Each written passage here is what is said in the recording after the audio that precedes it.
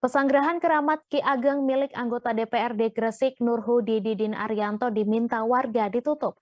Selain itu, warga desa Jogodalu, Kecamatan Benjeng, Kabupaten Gresik, Jawa Timur, menuntut Nurhudi menyampaikan permohonan maaf secara terbuka di desa Jogodalu. Hal ini merupakan tuntutan warga desa yang geram karena video manusia menikah dengan domba yang viral belakangan ini.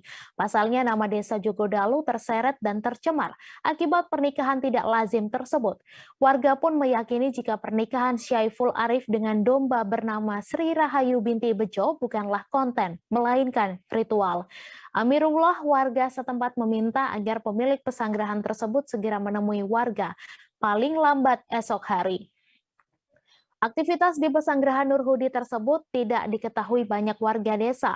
Lokasi pesanggerahan dengan desa pun cukup jauh. Yang pasti secara personal Nurhudi selama ini dianggap baik dan sering bersosialisasi di desa Jogodalu.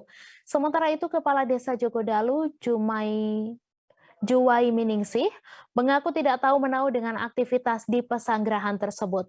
Sebelumnya ratusan warga berbondong-bondong mendemo pesanggerahan keramat Ki Ageng milik anggota DPRD Gresik Nurhudi Didin Arianto. Masa datang berjalan kaki dari balai desa menuntut tempat pernikahan manusia dengan domba ditutup selamanya.